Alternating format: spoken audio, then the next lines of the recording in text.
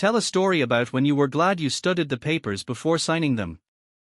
When I matured enough to propose to my girlfriend, I turned to one fairly well-known jewelry store for a ring.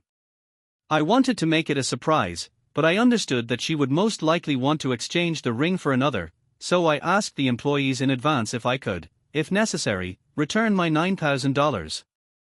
I was assured that I could. I proposed to her. My bride, as I expected, found herself another ring in another store, so I went back to that store and asked for a refund.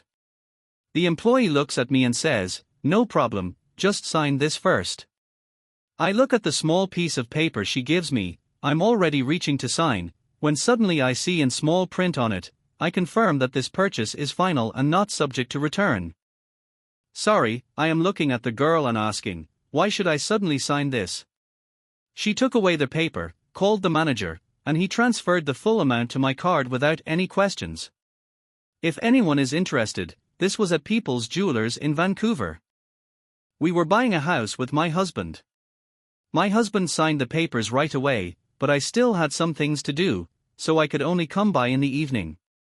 I arrive and immediately start studying the loan application. Our creditor sees this and says, "You know, you don't have to read all this. Especially since your husband has already signed." I'm like, "No, I want to make sure everything is as I want." Well, then it turns out that according to the papers we are borrowing $250,000 at 25%. Yeah, right. I didn't sign anything and just left. The creditor started threatening me with a lawsuit, to which I replied that it would be cheaper for me to go to court than to pay his overheated interest. Since then, I have been handling the mortgage alone. And this creditor, by the way, was my husband's school friend. One time, when I was getting a job, the contract stated that I must work for them for at least 4 years, otherwise these 4 years would be counted as training that I would have to pay for out of my own pocket, in case of early departure. Some time ago, Wi-Fi appeared at our school. When I first tried to connect to it, I noticed that the terms of the agreement stated that the school could take my phone and study its contents. I decided that I didn't need that, and so I haven't used it to this day. I decided to buy a phone with a connection for $200. The seller told me that they were already closing and that it would be more convenient if I came to sign the papers the next day. By morning, the amount in the contract, which had been lying on the table all night, somehow miraculously changed from $200 to $300. Uneasy face. I caught them on this and went to another store. The guy who rented me the apartment allowed me to move out a month before the expiration of our contract, because he already had the next tenant in mind. To do everything legally, only my written consent to move out early and one piece of paper that would change the terms of the original contract were needed.